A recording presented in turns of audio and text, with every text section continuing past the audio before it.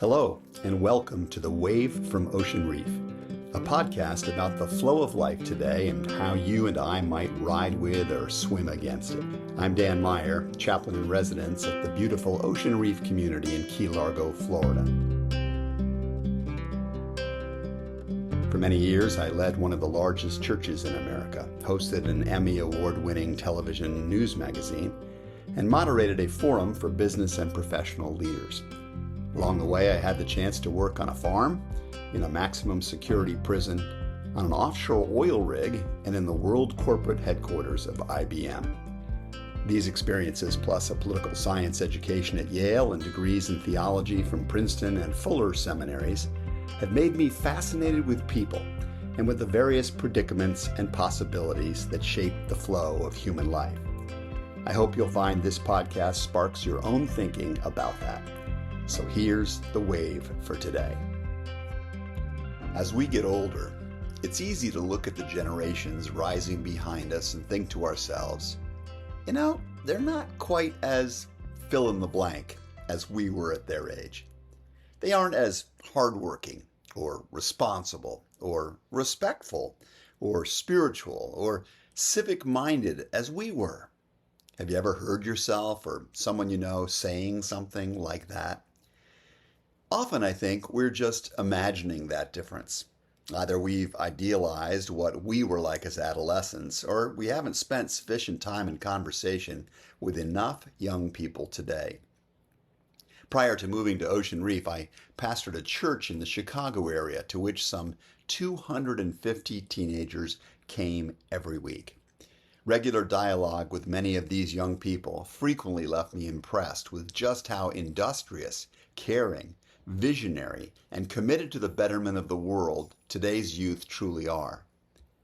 There is, however, one statement people sometimes make that is not a product of our self-idealizing or imagination.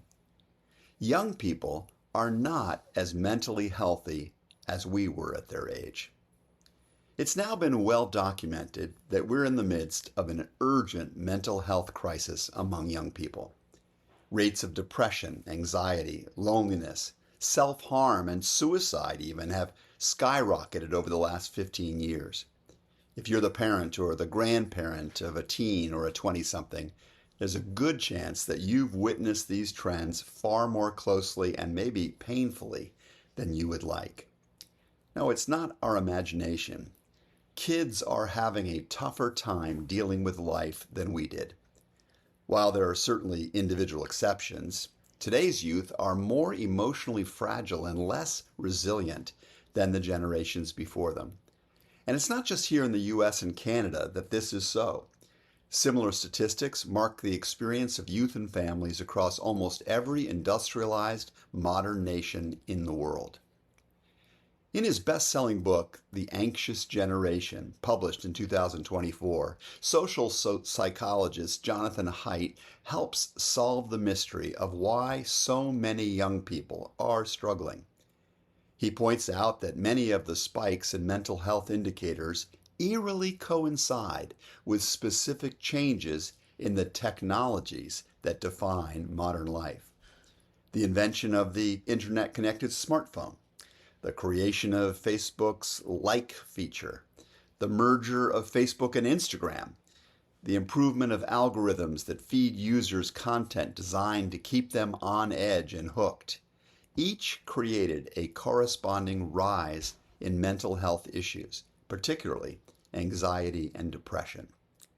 Haidt points out that those of us born before 1995 experienced a childhood that was different than that of those today, a childhood that was primarily play-based. Our parents sent us out the door in the morning to school or out to the neighborhood. Our days were spent involved in physical activities and in real-world interaction. We played games and sports and went on adventures that were only modestly supervised or unsupervised entirely by adults. We took risks, we made mistakes, we fought with others, and through this process, we developed social skills, conflict resolution abilities, and both physical and emotional resilience. We came home when the dinner bell rang or the street lights went on. Maybe this is idealized, but does it sound at all familiar?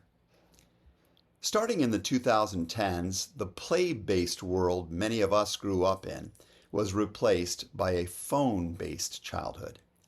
Kids began to live with ubiquitous digital devices, social media, always-on connectivity, and much less unsupervised play, exploration, and real-world socialization. Jonathan Haidt contends that kids became overprotected in the physical world as a culture of excessive safetyism infected parents and schools, and they became underprotected in the virtual world as kids became immersed in screens and social media without adequate supervision of their online lives. It turned out that what was being pumped into them around the clock and everywhere through those glowing, chirping devices was actually far more dangerous than most of the stuff happening outside in the real dangerous world.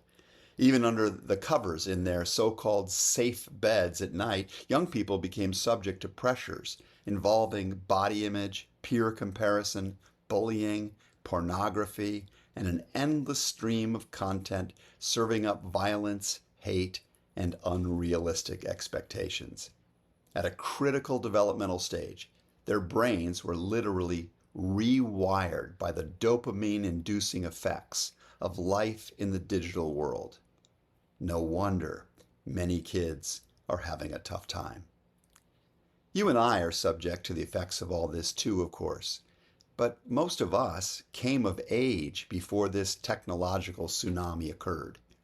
We developed coping and communication skills that left us at least a little bit more able to preserve or to find relative health in the modern world. Is there a better way? In next week's column, I'm going to suggest some creative responses to the current reality. But along the same lines, let me just take this opportunity to invite you to a special workshop for parents, grandparents, and mentors of any kind that will be held at the Ocean Reef Chapel and Fellowship Center at 3:00 p.m. on Sunday, December 7. Together, we can do an even better job of helping the amazing young people we know to grow to their God-given potential. That's today's Wave from Ocean Reef. If you know of others who might appreciate this sort of content, I hope you'll pass it along or encourage them to find me on Apple Podcasts. Until next time, I'm Dan Meyer, hoping that the flow of life is good for you.